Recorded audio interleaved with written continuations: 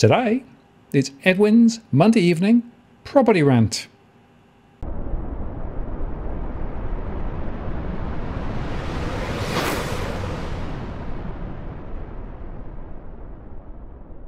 Hello again, it's Martin North from Digital Finance Analytics, our latest post covering finance and property news Monday evening. And of course, Edwin is with me once again, back to our regular rants. Hi Edwin, how you doing? I'm very well, thank you, Martin. How are you? I'm very good. I am celebrating a very important 60th anniversary today. Can you guess what it is? I thought it was your birthday when we first started talking, but it's not. No. It's something much more significant than that. 60 years ago, the lava lamp was invented by a Brit called Edward Craven Walker. So they've been around for 60 years. Trippy or what? Very trippy. I mean, the question is, Martin, the question is, did the magic mushies come before the lava lamp, or did the magic mushies come after the lava lamp? Or was the lava lamp influenced by the magic mushies? Yeah, which came first, the chicken or the egg? Exactly. But it's interesting, they still don't declare precisely what's in the lava lamp to make it sort of, move around slowly. But the rumor is it's a mixture of wax and water. Look, I thought it was lava. I thought you had to go. That's the whole point. I really thought it was lava. That's just me. Well, yeah. You say what it said on the tin was what you expected to be. That's very, very confident of you. Unfortunately, in the real world, sometimes you don't get what you think you're going to get. Sounds like probably to me. Yeah, well, that's right. And they've really poked the bear, right? So, but how long will it take politicians to realise what if they stop playing around with all sorts of other crap in arguments and concentrate on the real issues?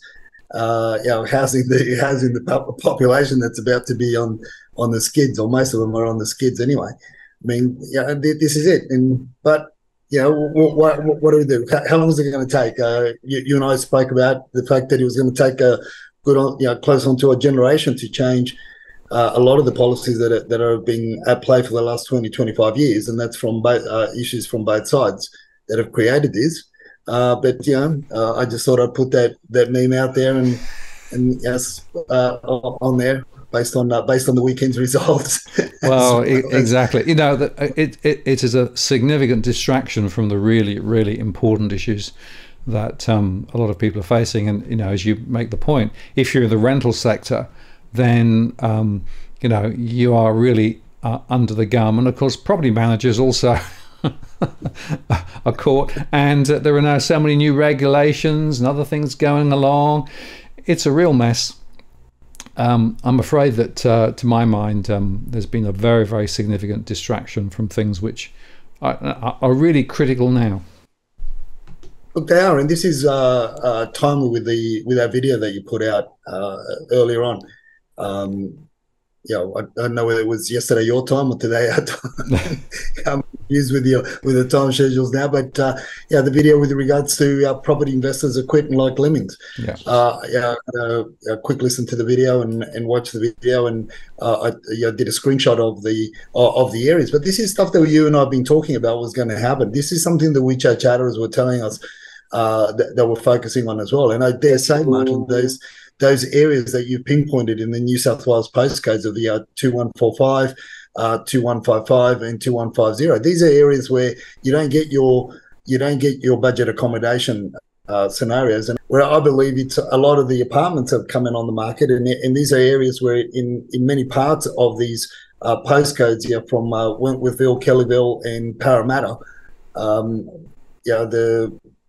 the apartments, I would dare say, because there's only so much blood you can squeeze out of the rental stain. So in saying that, you've got these investors that can't keep up with the mortgage repayments. So in my view, they are going to put them on the chopping block and put them on the sale side of the ledger and get rid of them. And this is something that would coincide with what the WeChat chatterers have been telling us as well that they're going to be doing. Yeah, absolutely. Yeah. Well, the analysis that I run is survey based over a long period of time, and I've been calling out for some time that some of those areas in and around Sydney and Melbourne, in particular, and in fact, the centre of Melbourne is probably the epicentre of stressed investors.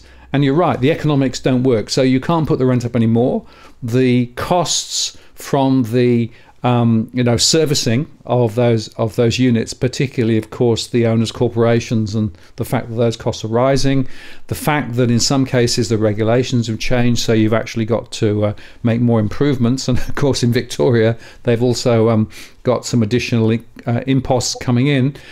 So we're seeing more and more investors just giving up on investment property, mostly units. Not exclusively, but mostly units. And, I've been seeing this for some months, but now it's being reported in the mainstream media, the AFR article I referred to in my show. This is a big deal. And, we could see significant numbers of relatively small units from investors now coming back on the market. Now, the question is, who will buy them? Will other investors scoop them up? Or will they effectively swamp the market and pull prices down? And it's interesting that in the AFR article, they also made the point that in some of these areas, prices have not gone up over the last 5 years or so. So they went up and down, but now effectively there's little capital appreciation. So if you can't get cash flow growth positive, and you can't get capital appreciation when you can get 5%, 6% or more in a term deposit, why would you hold an investment property? Well, that's right. And this is what the WeChat chatterers have been telling us for months now, that they were going to do, and we've been speaking about it for a while. These are your areas where you can't get your budget accommodation, where you can't really push even if you do have budget accommodation scenarios in some of these bigger apartments, your 3-bedroom apartments.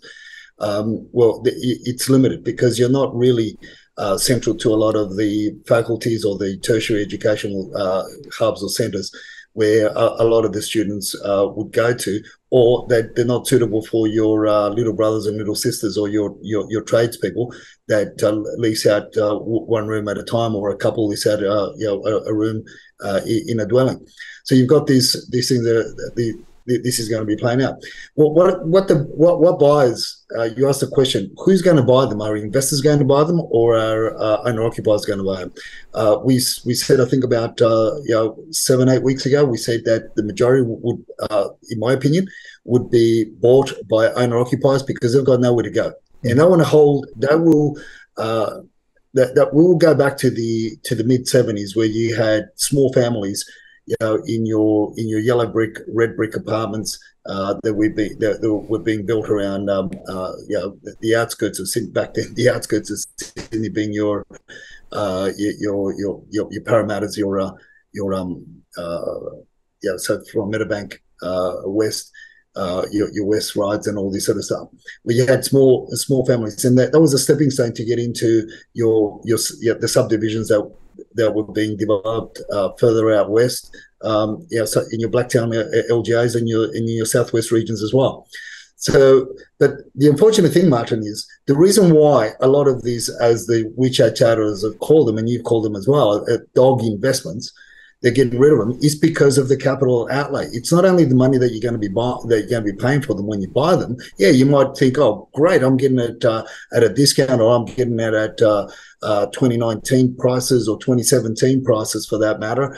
But the thing is, what comes with it is the ticket of the ongoing maintenance and repairs, because a lot of these apartments, particularly the ones that have been built over the last 8 to 10 years, are riddled with issues. Now, I know of a block of units that got completed 2 years ago in Maryland. One of my colleagues, or one of the people that I deal with in the real estate industry, the builder couldn't pay him in cash, so he paid him in apartment part. Partly in apartments and so forth. So they've made a deal. So now he's taken charge. One of my mates has taken charge of 5 sales in this complex, but in the special conditions. And if you're a conveyancer or your solicitor doesn't read the special conditions very carefully, there's a $40,000 per unit special levy that's going to be asked of the purchaser. So you're not only buying the apartment, but you're also buying a debt. So that's absolutely crazy. So how do you mitigate that on a purchase? Okay, you pay less for it up front, then who covers the debt? Basically, what it means is the bank isn't going to lend you on that 40,000 special levy that you got to pay post the purchase. So this is one of many apartments, and you and I know that anywhere up to 40 to 47% of apartments that have been built in Sydney over the last 15 years are almost at the verge of being condemned, and people shouldn't be living in most of them, most of the individual apartments, not necessarily the entire block. But you only have to go to a lot of these places where you've got a lot of high-rise developments, such as your Parramatta's, such as your Wentworthvilles, such as your areas where you've noted out in your survey there, and they're ghettos. They're absolute ghettos. The common areas are an absolute in sham, and it's crazy. So you're not only paying, let's say, the purchase price plus stamp duty, or you may get away with the stamp duty side if you're a first-time buyer, but then you're also buying, as I said, buying a debt and future ongoing maintenance of the common areas in your block. So you really got to be careful. Absolutely. And the other thing, Edwin, that's interesting in my surveys, where people have gone through the realization that they're not getting any cash flow positive benefits from holding the investment property, and there's little capital appreciation, they've then gone through let's go and sell it. And then, of course, they discover that there's a capital gains, capital losses question as well, right? So, there's a tax question. So if you look at it from a life transaction perspective, how much did you pay up front to get into the property? How much did you pay through holding the property? And what are the benefits or not when you actually go to sell it? You can end up with a significant loss over the life of the property. So to my mind, a lot of people have no idea just how bad an investment the wrong property can be. But if you buy the wrong property, it's a nightmare from beginning to end. Look, it is. And unfortunately, this is where people are going to be jumping in, and it's your first-time buyers. I believe, as I said, they're going to be bought by not your investors, not your local investors anyway, and your overseas investors mainly gravitate towards off-the-plan and new properties anyway, particularly if they're not permanent residents anyway. That's all they can buy legally.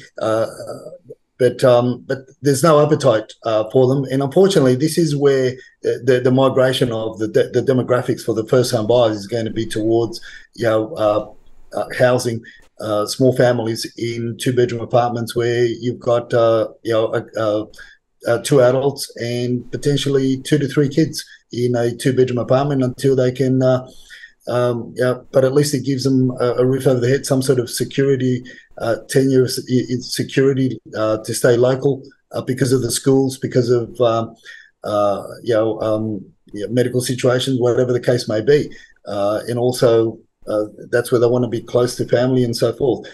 But that's the unfortunate thing, Martin. That's the unfortunate thing, and I noticed there also you've got your Pemmoors and other areas as well. Well, in those areas you've got your subdivisions that are backfill areas or your greenfield areas, and that the construction again is shoddy. You've got buildings that are only 3-4 years old, and builders have gone bust, and you can't chase them, and you're left holding the bag. At least in a strata complex, everybody bears the brunt. It's a costly one, but it could be a lot cheaper than one in an individual home where you've got your driveways and everything else. God forbid you don't end up with some of the internal floors that I've seen where you've got the concrete slabs cracking in half from one from the front of the house to the rear, stuff like that, because of the shortcuts and everything that's gone on. So it's a mess out there, but hopefully after taking the bear over the weekend, now we can get on with the politicians can get on with to solve some of these issues that we have, and the biggest front is the home front. housing and health and housing is just one of the things that the governments from all walks of life, from your federal, state, and local, have to be laser focused on, because things are still got to get a bit messier before they get better, but it's going to be up to the governments to decide how messier they're going to get. Well, talking of messier, I was watching Tom Panas, right? He's a bit confused about what's going on too, I think. Look, our mate Tom, he's a confused puppy. Seriously, I mean, there's 4 ways to Sunday that he confuses himself in that tweet alone. Let alone what he posted last week. I mean, last week he was posting, the real estate market, in his real estate market wrap. He was saying stock levels are not growing, but in this tweet first of all, he says he got 10 sales away out of 12, but yet he says that sales have been come to a grind. Then it says, spring came early. You and I were, we were checking the numbers. As far as we're concerned, spring still hasn't materialised yet. Stock flooded the market. I'd like to know where. If we're talking Sydney, which it does, mainly talk Sydney. I don't know. I still don't know where there was a flood of stock, and the interest rates are on hold, which means the appraisals are down. Look, he's a confused puppy, and not only is there, and this is what we've been saying for a while, for a number of years. I'm saying we've got to be careful when the market starts shifting hard or turning. And the mainstream media pick up on a narrative and they latch onto it, because there's a lot of noise out there. You got to sift through the noise, and industry commentators like Tom, and then you've got I don't know how you pronounce that, Spatu AU and all that sort of stuff. Spacious AU. You've got these sort of websites. They've got some interesting information, but that's all it is. It's interesting information, because even saying there's a downturn trend in asking prices of from 21.4% in Sydney. Well, I've challenged the individual. If you're going to start putting out this data, if you're going to start making noise, and you start saying that this is credible info, support it, right? But look, I feel that as much as I say that the team in this website have got they've all worked in all areas and states of Australia in the real estate, and they hold licenses all around Australia, I'd like to question that. I question that. That's questionable. Well, look, that aside, there is some interesting information that comes out of that Spacious website, but then it creates a noise again, because even in that thread, you've got there's assertions made that what one would think that is asserting that the property prices in Sydney, based on the asking prices, are going down. Well, as a matter of fact, and as I've said, regardless of what people ask, it doesn't mean you can't. You can't build an economic model on what people ask. It's what people pay at the end of the day.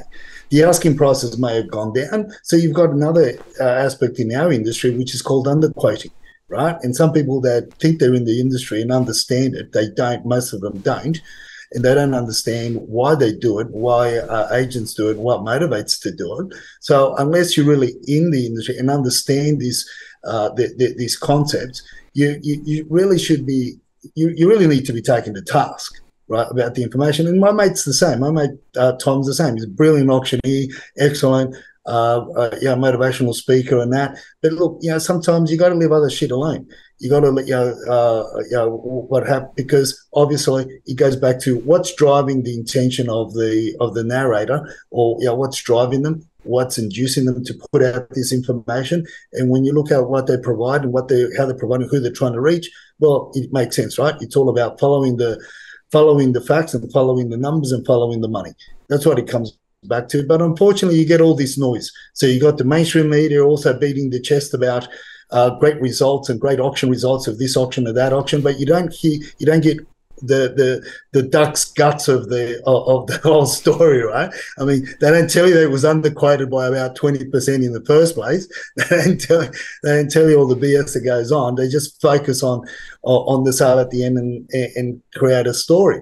And this is what I'm saying. We've got to be careful. And this is why we're going to expand on a bit on a couple of auctions that we attended on the weekend, and perhaps get that message across and show our viewers what it all means. They could have all turned into great stories for mainstream media if we allowed them to run the narrative and we allowed the agents to get away with the BS, but we didn't allow them to get away with the BS, and it didn't turn out that those properties weren't featured in the Sydney Morning Herald as the biggest duds over the weekend.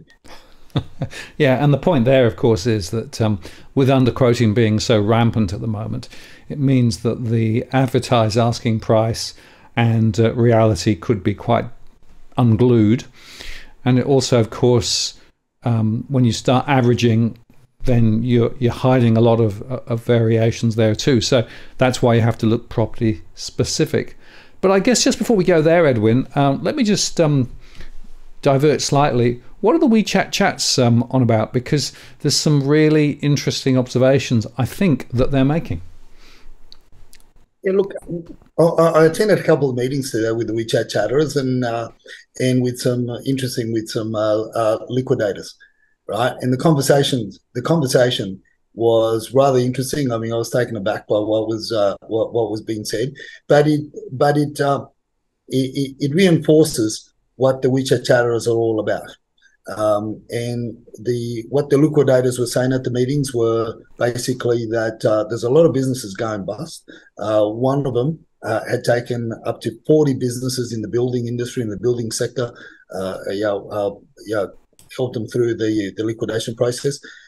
That's 40 businesses from 500,000 right up to building companies, renovation companies, and in the building sector, supplies, companies that were worth up to $10 million, and said there's a lot more. The other liquidator was talking about more in your spaces of your retail and your service providers. The majority of them had major issues with the tax office. Most of the liquidations were basically the biggest creditor was the tax office, and hence the reason why they were choosing the path to liquidate. The main takeaway from the meetings that Dusty and I had with them and we took away was the fact that enforced the idea with all the WeChat chatterers is the whole thing about not being focused on business, but being more laser focused on that second wave of purchasing property, particularly your freestanding homes.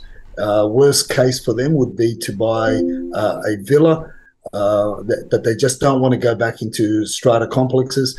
They're focusing more on freestanding homes and in areas that they haven't ventured to in the past. And that is, for us on the ground, is where we are seeing that, even to the point where even in the mountains, in some of the open inspections, we're seeing more and more WeChat chatters. They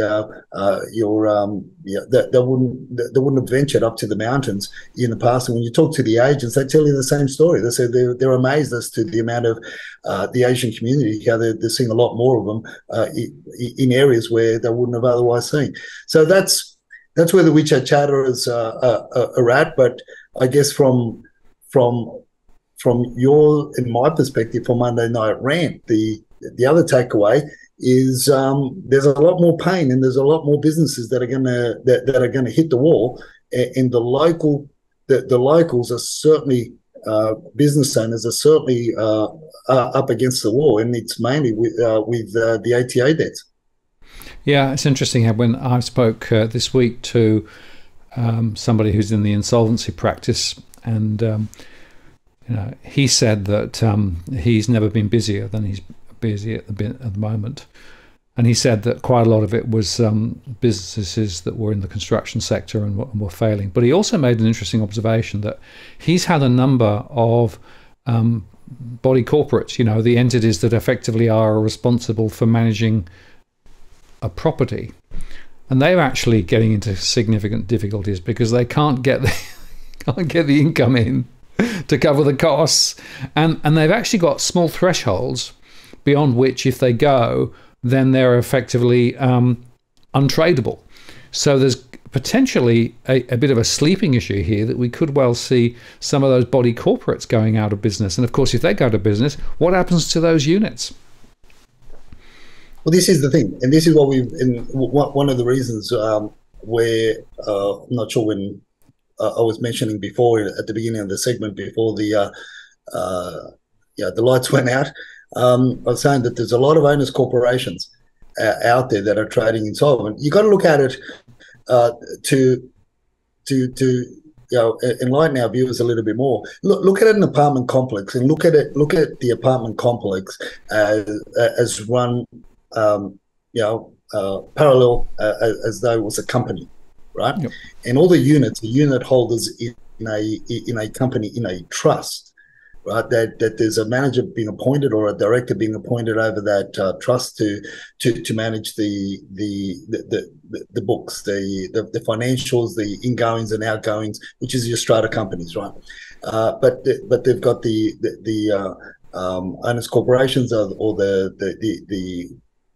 they form a committee, and that committee is your board of directors, you could say, of this company.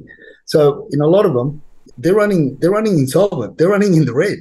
They're running in arrears because of the major works, and in a lot of the cases, they're running in arrears because a lot of these traditional rental, the traditional means of renting these units out are just not covering the overheads, and the overheads is the strata levies, the special levies because of issues within the complex, let alone the individual that owns the lot, their mortgage. So there is a lot of pain out there, and it's I think we touched on this. We sort of touched on this subject about 6 or 8 months ago. We said, watch this space, because there are a lot of owners corporations, a lot of unit complexes or individual unit blocks that are basically trading insolvent, and they're not getting the money that is required. So sooner than later, the lights will go off. In other words, they won't have money to maintain to do the maintenance on the lifts. And some of these complexes can have 2 to 4 lifts in one of the unit blocks, and depending how the complex was built, whether it's a high rise or multi dwelling, high density dwelling that's built over a bigger land envelope. So you could end up in some of these blocks with 5 lifts. So they've all got to be maintained. And if they're not being maintained, the common areas aren't being maintained, then you got your insurances. We're in a mess, Martin. We are really, really in a mess. This is why I say to people, when they go to buy apartments in a strata complex, you've got to be more diligent in doing your due diligence than what you are when you're buying a freestanding house. Spot on. And of course, things continue to deteriorate because the cash flow remains negative, which means they can do less and less. And like I said, there are actually some hurdles beyond which the body corporate effectively can't go. And then the question is, well, if they fail, who picks up the pieces? And that's a really, really important and significant question. I think we're going to see a lot of really bad stories ahead, remembering that the quality of construction in many of these properties, when they were thrown up over the last few years, were pretty low. So the gradient of expenditure that's going to be required to keep the property together is going to continue to rise, but the income may not be able to keep up with it, particularly if you've got some tenants who are unable or are unwilling to pay their fees. It's a real mess, and I'm afraid that this is another manifestation of the stupidity of the property market. And it's interesting, of course, the National Housing Conference was held this week, and of course they got the solution. Well, have they? Yeah, that's right. The solution is we've got to wait it out. that's the solution. This thing isn't going to be this thing isn't going to be resolved, in under 20 years. Basically, is what they're saying. You and I are saying it's not going to be resolved for a generation. My understanding of a generation is 40 years, but it's a mess.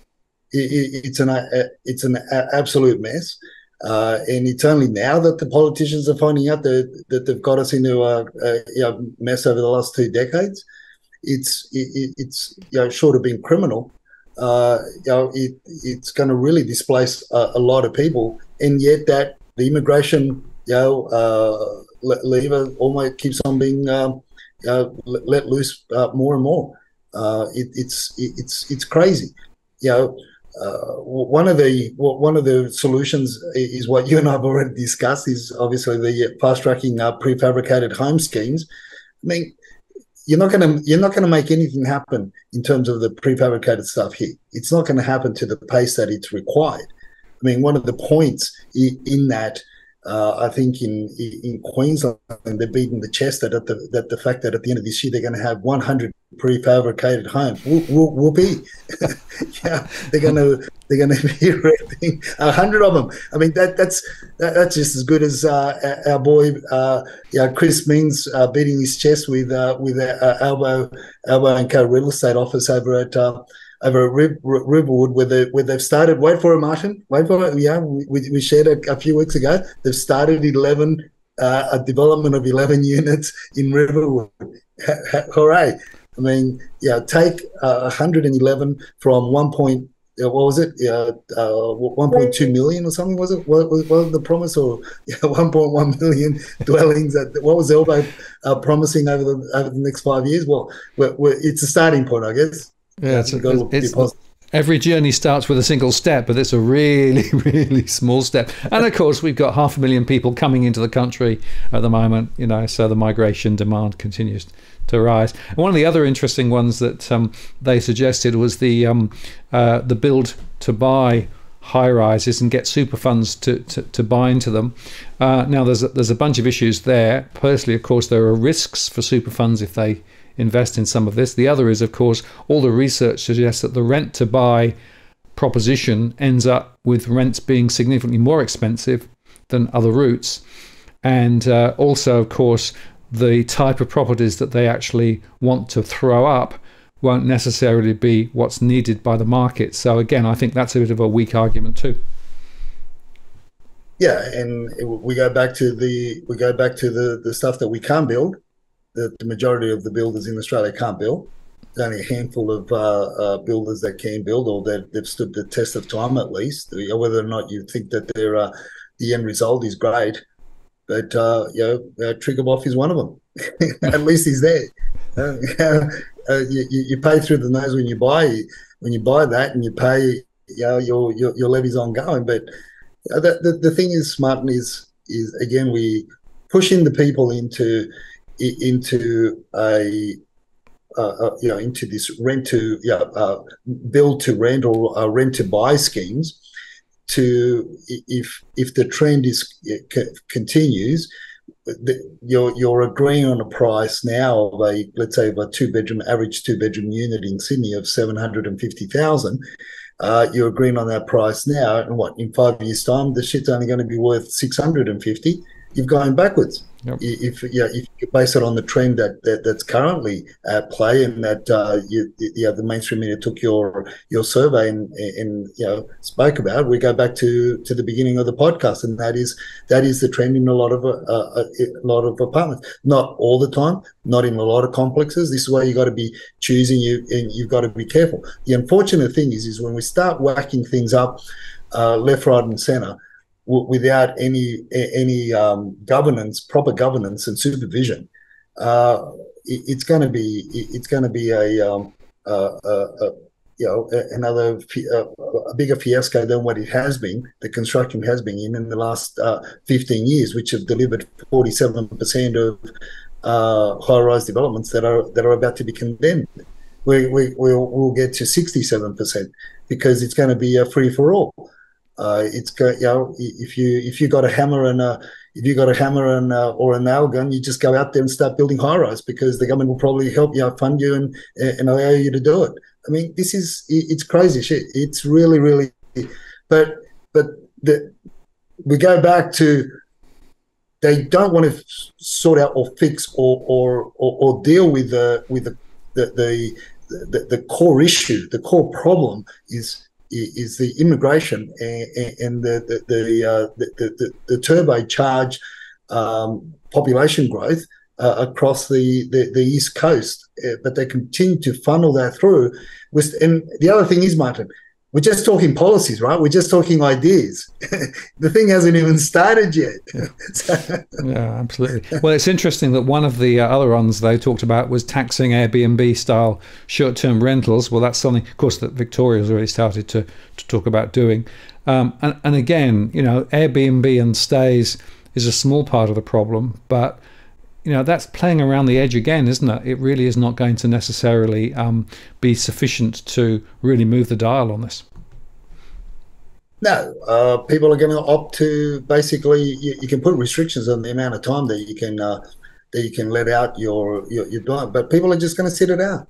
Let's not forget that the majority of these the Airbnb style properties, they're not necessarily the individual dwellings. They're people are still living in themselves are living in a lot of these homes. Yeah, so they're Airbnb a room or Airbnb part of the house, or they've put up a temporary partition in between to Airbnb a section of the dwelling, or it's a granny flat, or it's this. And the other thing to that is it's minimal in from what they get. Yep. The increase in your taxable increase. I mean, that just gets passed on to the person hiring the space, right? It just passed on because it's not that high. No, and then the next one, of course, is low-income earners get into the market with their help to buy schemes, and of course those schemes, they reported them quite recently, did have a bit of an impact, but even the numbers that they were talking about in those schemes was relatively low. And the thing I've got about this, Edwin, is if you do see property prices drift lower rather than higher, these low entry schemes with very little in the terms of equity can end up as a major noose around your neck. We're seeing this in the UK at the moment, where people actually bought, but then actually prices went up, but they're coming back down again, and suddenly the equity that they thought they were going to get and their ability to then switch into other mortgages that weren't actually the government-backed ones have gone away. So again, this scheme is playing at the margins, and if you're one of the lucky ones, it might help you to get in, but it doesn't solve the fundamental structure issue that we've got here. It's, again, more messing around the edge. No, that's right. And you've got it's a double-edged sword that works totally against you, because again, you're pushing people into the high-rise development scenario, where we know that they're going to go backwards. You know, in the short, medium term, they're going to go backwards. And apart from the issues that are because of the shoddy construction practices that we currently turn a blind eye to, purposefully turn a blind eye to. That's one of the things there that these schemes are forcing or pushing people into, because what else can you buy? As I said, you can't buy. Give me an area in closer to the CBDs that you can buy a freestanding home for $750,000. No.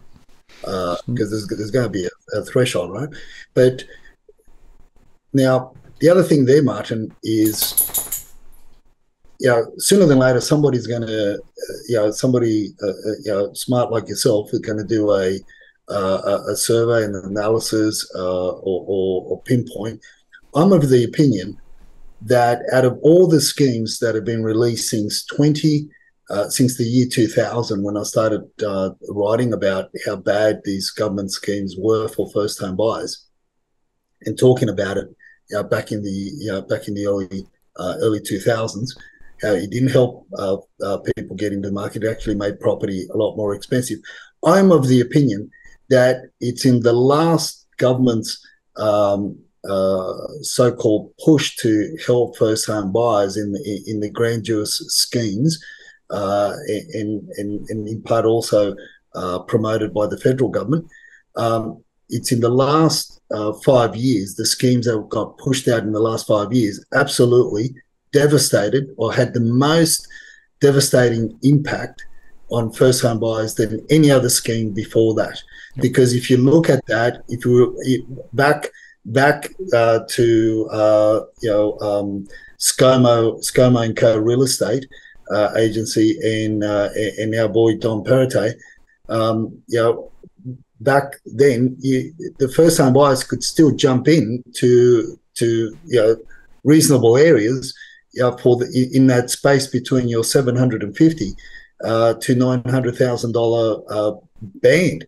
And all of a sudden, we jumped from from $750 to $900,000 band to all of a sudden first-time buyers, pushing it above the 1.1, 1.2 million because of these grandiose schemes. I feel that the last 3 to 5 years, these grants and schemes have had the most devastating impact on first-time buyers than any in the previous 15 years. Yeah, and it's interesting. The Productivity Commission did a report a couple of years ago looking specifically at these first home buyer incentive schemes, and they basically concluded that they were a complete waste of money. They moved property prices higher. They didn't support the people who needed the help the most, and essentially it was a major policy mistake. And even despite the Productivity Commission's observations, both federal and state governments still do more of it. Again, they're not solving the fundamental issue. And if you take that a bit further, of course, the fifth one, it was great. The fifth observation was we have to plan for generational change, right? And so the Queensland Housing Minister was talking about we're going to deliver 600 extra social houses, but interesting observation, they built just 485 social houses in the last financial year. So this is all about words rather than actions again. And my bottom line on all of this, Edwin, is talk is cheap, right? There's a lot of people talking about the property market and isn't it bad and we've got to do this, that and the other. But there's nobody who really wants to take on the critical issues that need to be addressed if we're really going to tackle this. And of course, migration is the number one question. Definitely, but then you've got, as I said, and you've got a lot of LGAs that are changing the LEPs and changing the development policies, not for developers to have greater opportunity to build. It's working totally against that, and I keep on saying homes are getting older and requiring a lot more maintenance. We've said last year, at the beginning of last year, the NIMBYs were put a noose around their own necks, and now they're reaping. They are reaping the seed that they've sown for many years, because now they themselves can't downsize. And be able to stay within their own suburbs into a smaller dwelling because there are none to buy because of the rental squeeze. So these are the things. Like you say, they talk it up, but the delivery or what they deliver is totally different to what they're saying. So let's just finish that segment out so we had, how many was it? 100 homes delivered in Queensland, 11 in New South Wales so far. And how much social housing? 485 out of the 1.2 million homes that Albo and Co Real Estate promised. Well, I guess the step's getting a little bit bigger, Martin. Absolutely. Well, here's another little angle on it. This was another article talking about the electrification nation, and it was all to do with a recent report that came from Skills and Training Minister Brendan O'Connor. Was actually an address given at the National Press Club. But the most interesting observation there, Edwin, was this last little point at the bottom, right? The modelling relied on showed that with an additional 2 million building and construction workers by 2050, which the report says is an increase of 40% from current demands. Many of those jobs will be located in regional areas. Okay, so we need another 2 million construction workers. What do you say to that, Edwin? Well, so on the one hand, the we're promoting the tertiary education to the overseas students, right? Because the chancellors, that went from being paid $2 million per annum to being paid $1,995,000 or something like that, right? So they were whinging and bitching and carrying on like little babies. So then that put pressure on the government to open the floodgates for students, and we opened up the floodgates in earlier in the year. But if you read that report, it's farcical, because the push now from the mainstream is for the local students. Hey, look, forget about tertiary education. Go to TAFE. Go and be a builder. You make be a builder, be an electrician. But this is the thing. This is this whole thing of your 2030 agenda, your 2050 net zero schemes and everything else. Look, love me, hate me, think I'm funny, think I'm stupid, think I'm silly, think whatever you want to think of me. The simple fact is that you and I bring our facts. And we said, when I spoke to the electrical contractors that we use, when we bought that show a couple of months ago, we became aware of what it was going to take to upgrade the circuit boards in some of these old dwellings that were built in the 70s, these small 2-story, 3-story walk-up red brick and yellow brick apartments all around Sydney. What it was going to take, the infrastructure, the manpower, the money that it was going to take to bring them up to speed to cope with this new fandangled induction cooking facilities that suck up most of the juice that are allotted to one unit. And then you've got to upgrade the whole thing. And then you've got all these new buildings that we're going to build, the old buildings that we've got to retrofit. So they're saying to the local students, listen, don't go to university, don't become a doctor, become a little brother and a little sister. But then again, why wouldn't you?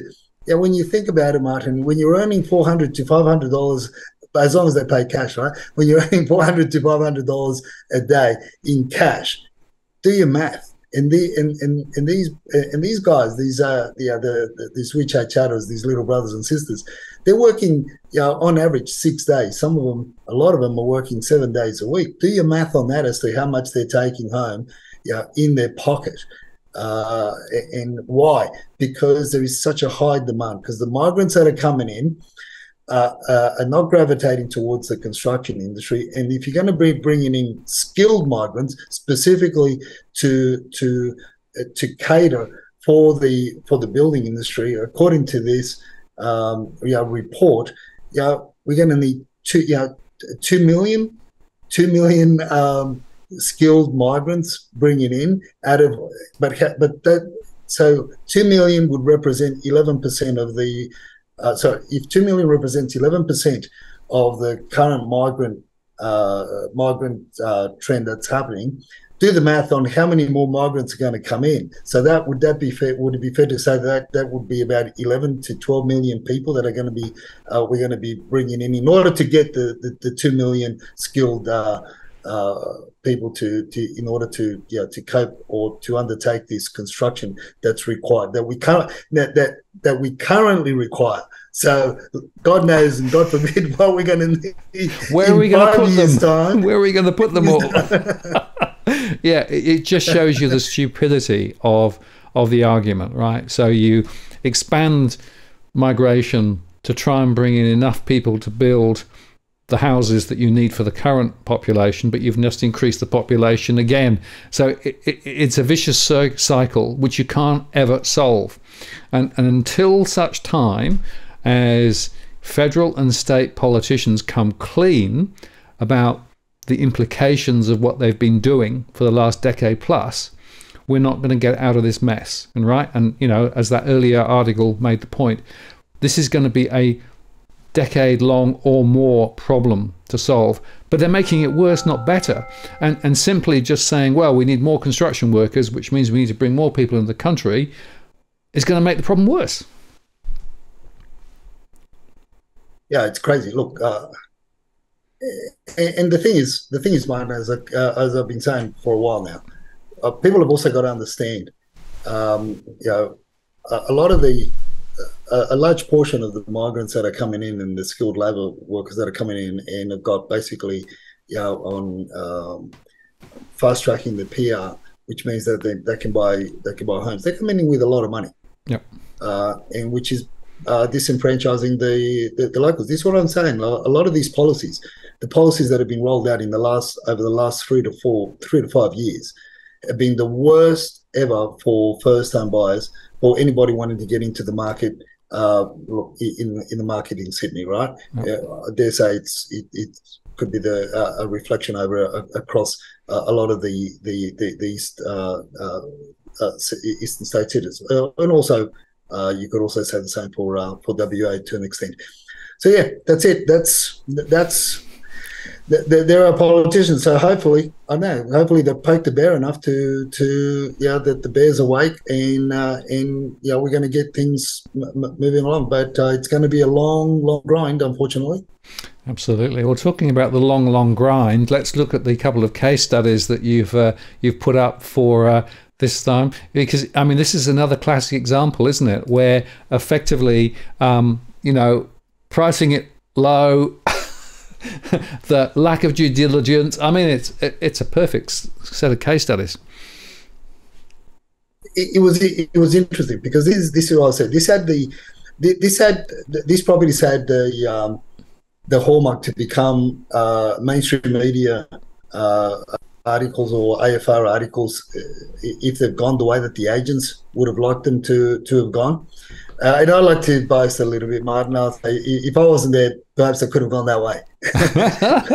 As I say, sometimes, we're there. As it was very clear, because look, there was for part of the time we really didn't know which way it was going to go, because there was a lot of people turned up to both auctions, and the one that was about 6 registered bidders, and the other one there was about 10 registered bidders, and there was a lot of WeChat chatters there as well. So there was a lot of hot money there, ready to be thrown at it.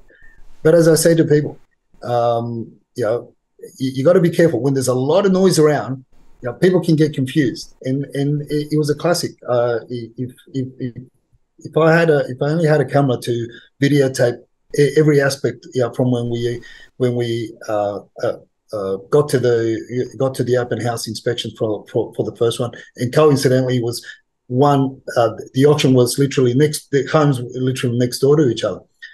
But when I try to put the thoughts of how it played out on the Twitter post that I put out. So you really have to read all 3 Twitter posts in order to understand what it went. But at the end of the day, is when you've got a lot of confusion and a lot of noise, if you've got somebody like myself, or if you're, you can do the same, is mirror what I was doing, and that was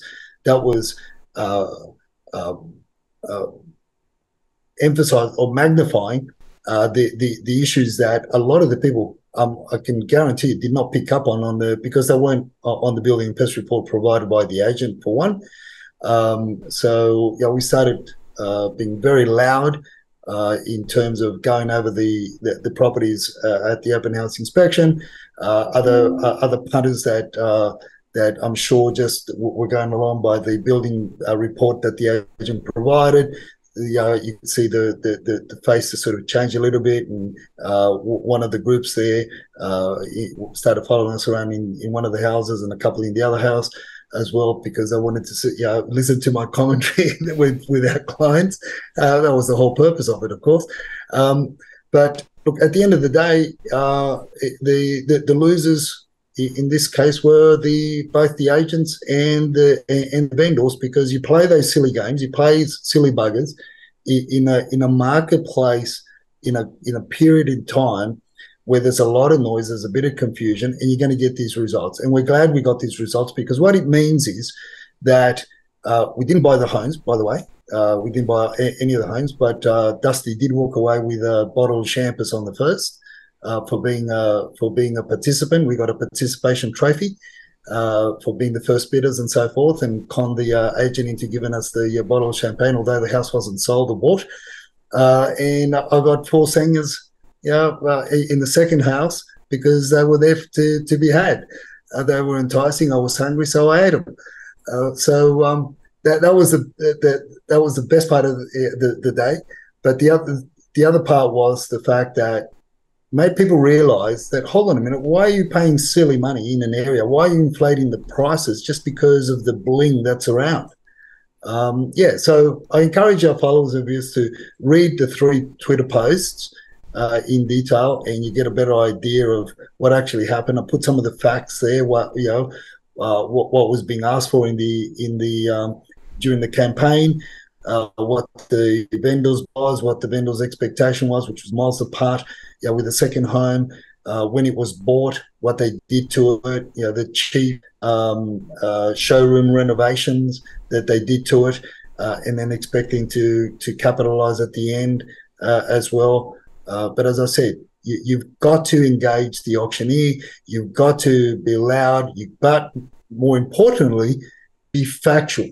Be factual. Don't just come up with BS, but make it up on the day, because they will take you to task. But if you're factual, and then people start thinking differently, and you can change the dynamics. And you're not always going to auction to win the property at the auction, but you're there to cool the market down a little bit for you to have an opportunity post-auction negotiations or in the future with other properties that come on the market in the area. Yeah, and the real stupidity is that the price as advertised and guided was well below what the vendor was expecting and able to accept or willing to accept. So there was always going to be a mismatch, which means that the whole exercise was a little bit pointless, really, at the end of the day. But I'm glad you got some sandwiches and a bit of champagne. That was that was pretty good. Yeah, we had a bit of fun. Yeah, look, and it goes back to it takes us to the numbers, because obviously a lot of this is happening, and you're going to get all sorts of different stories because of the numbers on market. They're still not as strong as one would like them to be, or in last week's or the previous week's tweets, you have Tom saying that the numbers are going to go skyrocket. Now he's saying that that there's not much activity out there, not many market appraisals. But we just follow it week by week, and we just follow the commentary that we follow. And I know our viewers follow us as well in regard to that. This is what's creating a lot of different stories in all parts of Sydney. But overall, we're looking at it. They're not moving. They're moving upward slowly. We still haven't matched the numbers for 2022. But again, we've got a greater demand of buyers on the field from what we see on the ground and what we hear from the agents that we have contact with on a weekly basis that give us reports. Is that demand is still very strong, very high. My thing is obviously for Sydney, as I said, as this issues continue evolving and erupting over in the Middle East, whether or not people are basically just going to retreat, whether the turtle's going to tuck its head back into the shell, and we're going to sellers are going to pull their head in and back in the shell and wait it out until towards the end of the year, or maybe even bring the listings back on next year after things work out globally. I don't know, but it's more important now than ever to look at the numbers on market in the area that you're looking to buy, in the surrounding suburbs. Yeah, absolutely. And looking at Melbourne, it's a similar story, really. On the 9th of October, 25,576. And if you go forward to Monday, the 16th, 25,455. So, not much movement. Once again, it's the same old, same old. The listings numbers are still relatively low to long-term trends. And that's despite what we were saying earlier on about more apartments potentially coming on as investors are selling. But again, you have to look at the individual areas rather than the aggregates, I think. And just looking at the auctions, Edwin, it's funny how all the mainstream media were talking about high clearance rates, etc. But I don't see it in the numbers. No, the numbers are still low. Look, that obviously they go off. They don't disclose the unreported. You really got to wait until Tuesday's numbers that Louis Christopher puts out, and also look at Tarek's numbers as well that he puts out soon after the on Saturday afternoons. and that's more closer to the one. But again, the averages to me don't mean anything.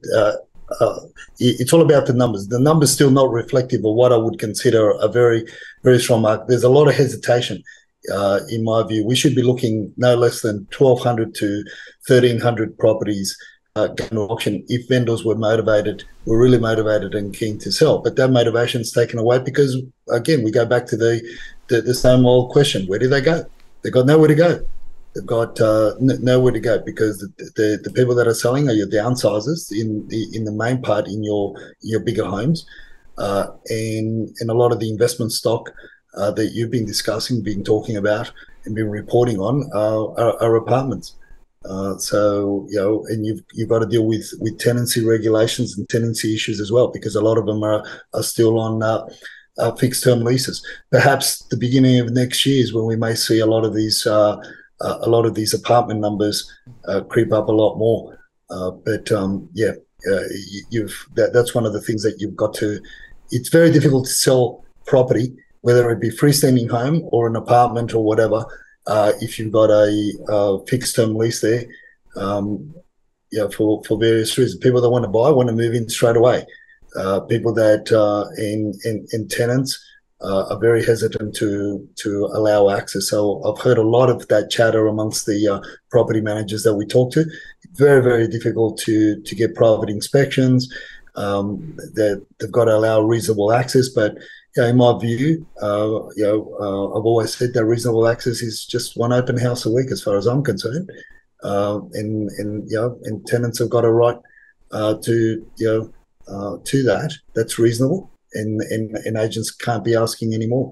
As much pressure as they put on tenants, they're going to get a lot of pushback because tenants are very fearful of losing what they consider home, and if they're on a fixed term lease, they've got all rights behind them anyway. Absolutely. Well, let's do a quick look at the rentals. So in Sydney, on the 9th of October, 8621, jump forward to Monday the 16th, 8698, so still languishing in very low territory. And nationally, if you look on October the 9th, 39512, and then 39793. So again, it highlights the real pressure in the rental market, doesn't it? Look, it is, and again, it's. I think we're going to start seeing numbers trending down again on now that the school holidays are over. Unfortunately, we may see a further retraction of numbers over the next couple of weeks, but it's not very pretty, not very pretty at all out there, and it's very difficult. Look, and I said it before, and I'll say it again. I think there's going to be a lot of, and this is also from reports and discussions with George from ITC, because he trains a lot of property managers. A lot of property managers are under a lot of pressure, and agencies better start making it agency policy when they send property managers out there to do periodic inspections or to give notices to tenants and the like. They better start walking in pairs, because it's getting very, very hard out there, and there's a lot of emotion, Martin. There's a lot of emotion, and it's unfortunately. People take it out on innocent individuals, and property managers are going to be at the front end of that, unfortunately. Spot on. And then we'll just move on to the tip of the week, and this is a classic, right? This is when you look at the small print in the building inspection reports provided by the vendor. Just watch very carefully what they said. This is a great example, everyone, isn't it? Yeah, look, I thought I'd leave it with that so our viewers can read it. But pay close attention. We'll just highlight number 4. I love number 4. It's a number of death, and this is it couldn't be any better. Poetic. We do not look behind nor move curtains, blinds, or fixed or loose shutters. Poor little bunnies. They must have got a manicure before they go and do building inspections. I was thinking, they just finished getting a a manicure, and therefore they couldn't get the new nail polish, to be smudged across the curtains. Hence the reason why they're not moving them out. I don't know. That's my take, but no, not mine. Dusty told me that. Yeah, it is amazing when you actually look down that list, right? We don't look behind the bed heads, nor the beds. We don't look at the walls and the floors. We don't look at the walls and floors that are covered by portable cupboards or furniture. As you say, we don't look behind the curtains, blinds, or fixed or loose shutters. We don't look behind or move goods within robes, walk-in robes and linen cupboards. We don't look or move goods found in the garage or storeroom. We don't look or move goods within the roof voids. We don't look behind nor move goods within the subfloor areas. And if a defect is hidden behind or in these areas due to an obstruction, we don't report on them, nor do we take responsibility for including those defects within our report. So, Edwin, my question to you is, well, what the hell are they actually doing then? I got the feeling that they're going there to get away from the missus. Well, I think it's to do the minimum amount of work, put the maximum amount of exclusions in, and just take the fee. It'll be a fee from the vendor, with no risk. Yeah. I mean, there is no value.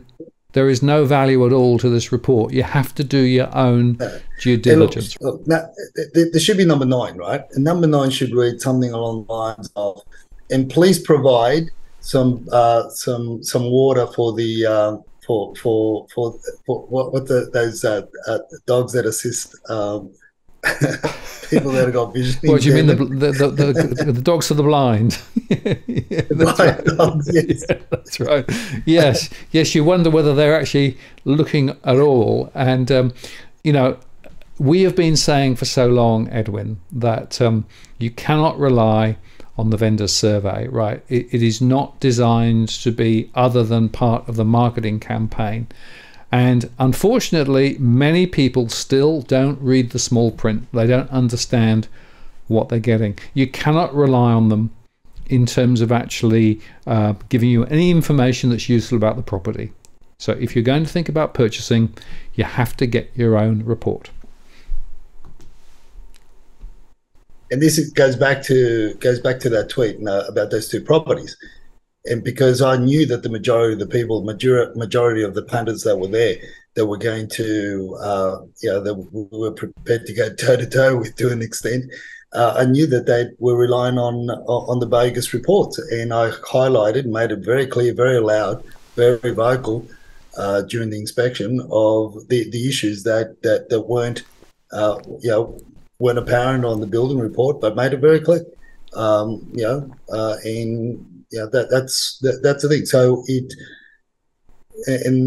this isn't from one of an extract from one of those reports. This is an extract from another report from another area. As a matter of fact, the other areas, the homes are worth twice as much as the ones in Homebush. But this is the shit that you get out there. So this is the crap that's out there. But yeah.